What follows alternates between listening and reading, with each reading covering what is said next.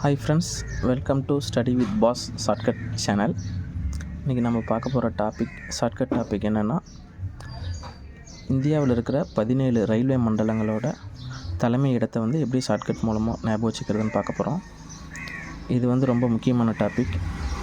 எதனால் இது முக்கியமான டாபிக் அப்படின்னு சொல்கிறேன்னா, இங்கே பாருங்கள், குரூப் 1 சிலபஸ்ஸு அதில் டிரான்ஸ்போர்ட் அண்ட் கம்யூனிகேஷன் அப்படிங்கிற டாபிக் இருக்குது.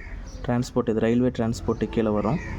அதேமாதிரி குரூப் 2 மெயின்ஸ்லேயும் டிஸ்கிரிப்டிவ் டைப் பேப்பர்லேயும் டிரான்ஸ்போர்ட்டு கீழே ரோடு, ரயில்வே, வாட்டர் அண்ட் ஏர் அப்படிங்கிற டாபிக் வருது.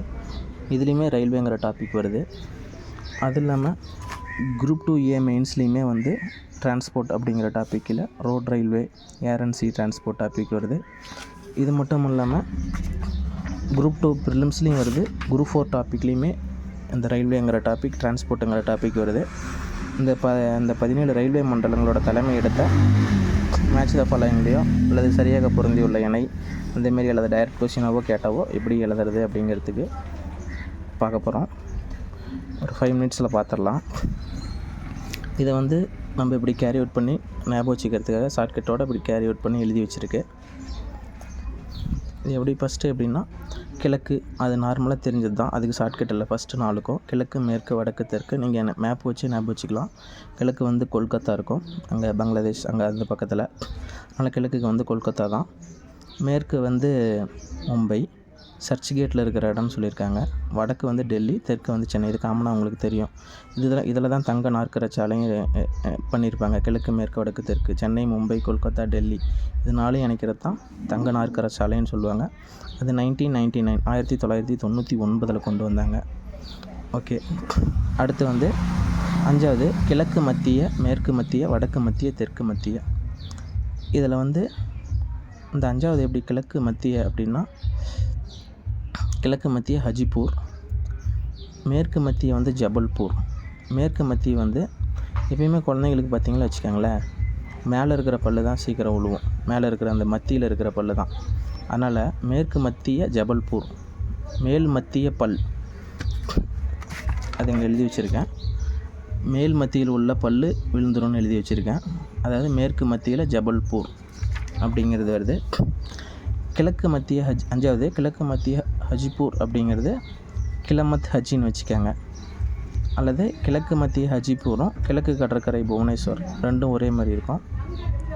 கிழக்கு மத்தியில் பஜ்ஜி சாப்பிட்டு கிழக்கு கடற்கரையில் புவனேஸ்வர் குளிக்கிறாரு அப்படின்னு வச்சுக்கோங்க.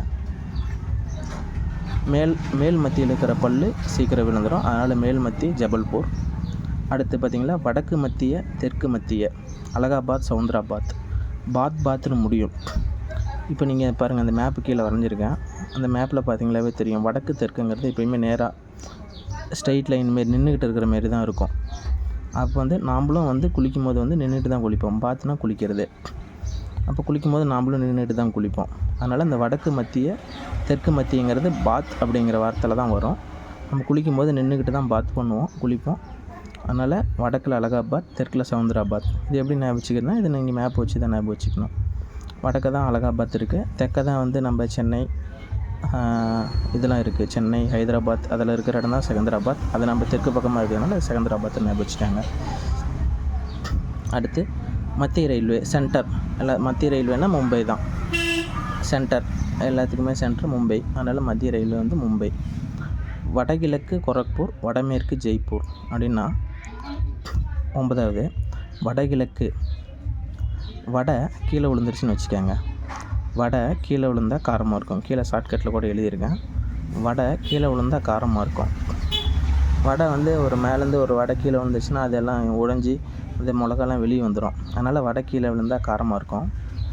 வடை மேலே விழுந்தால், வடமேற்குனா வடை மேலே விழுந்தால் அந்த வடையை சாப்பிட்டு நீங்கள் ஜெயிச்சிடலாம். வடை கீழே விழுந்தால் காரமாக இருக்கும், வடை மேலே விழுந்தால் நீங்கள் ஜெயிச்சிடலாம். அது ஷார்ட்கட் கொஞ்சம் மொக்கையாக தான் இருக்குது, அதனால ஞாபகம் வச்சுக்கோங்க. அடுத்தது 10வது தென்கிழக்கு ரயில்வே கொல்கத்தா, தென்மேற்கு ரயில்வே ஹீப்லி. தென்கிழக்கு அப்படிங்கிறது தென்னை மரத்துக்கு கீழே கொள்ளு விளையும். தென்னை மரத்துக்கு கீழே கொள்ளு விளையும். தென்கிழக்கு, தென்னை மரத்துக்கு கீழே கொள்ளு விளைஞ்சால் தென்மேற்கில் ஜீப்பில் ஏற்றிட்டு போயிடுவாங்க. தென்கிழக்கு, தென்மேற்கு, தென்னை மரத்துக்கு கீழே கொள்ளு விளைஞ்சிச்சின்னா அது ஜீப்பில் ஏற்றிடுவாங்க. ஹீப்லி ஜீப்பில், அது ஒரே மாதிரி வரும். ஹீப்லி ஜீப்பில். ஓகேங்களா. அடுத்து 13வது வடகிழக்கு எல்லை. எப்பயுமே எல்லையில் இருக்கும்போது பாதுகாப்பாக கத்தி வச்சுருக்கணும். நீங்கள் இந்த 17லையுமே பார்த்தீங்களா, எல்லைன்னு முடிகிறது வடகிழக்கு எல்லை மட்டும்தான் எல்லையில் முடியும். நீங்கள் வந்து எல்லையில் இருக்கிறவங்க எப்பயுமே கத்தி, துப்பாக்கி எல்லாமே வச்சுருப்பாங்கன்னு வச்சுக்கோங்க. வடகிழக்கு எல்லை, எல்லையில் இருக்கும்போது கத்தி கண்டிப்பாக இருக்கணும். அப்போ தான் வந்து நம்ம ஏதாவது ஆப்போசிட் நாட்டுக்கார தீவிரவாதிகளாம் வந்தாங்களோ அவங்கள அடிக்க முடியும். அதனால் கத்தி இங்கே வந்து காத்தி, கவுகாத்தி. வடகிழக்கு எல்லை கவுகாத்தி. எல்லைனா கத்தி இருக்கணும், கவுகாத்தி. அடுத்து தென்கிழக்கு மத்திய ரயில்வே வந்து பிலாஸ்பூர். அப்படின்னா இப்போ வந்து பிளாஸ்ட்னா வந்து வெடிக்க வைக்கிறது. எப்பயுமே ஒரு பொருளை வெடிக்க வைக்கணும்னா அது பொருளோட மத்தியில் தான் வந்து நம்ம அதை செட் பண்ணணும். பாம்பு செட் பண்ணுறது, ஒரு பொருளை வெடிக்க வைக்கணும்னா மத்தியில் செட் பண்ணால் தான் அது வந்து பிளாஸ்ட் ஆகும், நல்லா வெடிக்கும். அதனால் மத்தியங்கிற வார்த்தை வரணும் பிலாஸ்பூருக்கு எப்பயுமே. இப்போ அதை வந்து ஒரு தென்னை மரத்தை நீங்கள் வந்து பிளாஸ்ட் பண்ணுற மாதிரி வச்சுக்கோங்க. ஒரு தென்னை மரம் வந்து இதாகிடுச்சு, காய்க்கல, அதை வந்து பிளாஸ்ட் பண்ணுறேன்னு வச்சுக்கோங்க. அந்த தென்னை மரத்துக்கு கீழே நல்லா மத்தியில் வைங்க, அப்போ தான் நல்லா பிளாஸ்ட் ஆகும். தென்கிழக்கு மத்திய பிலாஸ்பூர். ஒரு பொருளை வந்து முழுசாக பிளாஸ்ட் பண்ணணும்னா அது வந்து அதோட மத்தியில் வைக்கணும். அது நம்ம தென்னை மரத்துக்கு கீழே வைக்கிறோன்னு வச்சுக்கோங்க. அடுத்து கொங்கன் ரயில்வே, நவி மும்பை. இது டிஃப்ரெண்ட்டாக இருக்கும். நவி மும்பை, கொங்கன் ரயில்வே நவி மும்பை தான். கிழக்கு கடற்கரை புவனேஸ்வர். கிழக்கு கடற்கரை வந்து புவனேஸ்வர். அதான் கிழக்கு மத்தியும் கிழக்கு கடற்கரையும் கம்பேர் பண்ணிக்காங்கன்னு சொன்னேன். கிழக்கு மத்தியில் பஜ்ஜி சாப்பிட்டு கிழக்கு கடற்கரையில் புவனேஸ்வர் குளிக்கிறாரு. புவனேஸ்வர்னு ஒரு ஆள், ஒரு ஜென்ஸு. கிழக்கு மத்தியில் ஹஜிபூர். ஹஜின்னா பஜ்ஜின்னு வச்சுக்கோங்க. கிழக்கு மத்தியில் பஜ்ஜி சாப்பிட்டு கிழக்கு கடற்கரையில் புவனேஸ்வர் குளிக்கிறாரு. கீழே ஷார்ட்கட் சும்மா ஒரு இதுக்காக எழுதியிருக்கேன். என்னென்னா வடக்கு மத்திக்கும் தெற்கு மத்திக்கும் மேப் வரைஞ்சா வடக்கு தெற்கு ஸ்ட்ரைட்டாக இருக்கும். நேராக நின்று தான் பாத் பண்ணுவோம். சரி, வடக்கு அலகாபாத், தெற்கு செகந்திராபாத். வடகிழக்கு கோரக்பூர். வட கீழே விழுந்தால் காரமாக இருக்கும். வடகிழக்கு கோரக்பூர். வடமேற்கு, வட மேலே விழுந்தால் ஜெயிச்சிருவோம். அதை வடையை சாப்பிட்டு ஜெயிச்சிருவோம். அதனால் வந்து அது வடமேற்குக்கு ஜெய்ப்பூர். தென்னை மரத்துக்கு கீழே கொள்ளு விளைஞ்சால் தென்மேற்கில் இருக்கிற ஜீப்புக்கு ஏற்றிடணும். தென்கிழக்கு தென்மேற்கு, அது அப்படியே இதாக வரும். தென்னை மரத்துக்கு கீழே கொள்ளு விளைஞ்சால் தென்மேற்கு பகுதிக்கு ஜீப்பில் ஏற்றிடுவோம். அது அப்படியே ஒரே லைனில் என்ன வச்சுக்கோங்க. வடகீழே விழுந்தா வட மேலே விழுந்தா அந்த ஷார்ட்கட்டு. அடுத்து எல்லைனாவே கத்தி இருக்கணும். ஒரு இதை பிளாஸ்ட் பண்ணால் மத்தியில் வைக்கணும். அது தென்னை மரத்துக்கு கீழே நம்ம வைக்கிறோன்னு வச்சுக்கோங்க. அடுத்து கொங்கன் ரயில்வே நவி மும்பை தான்.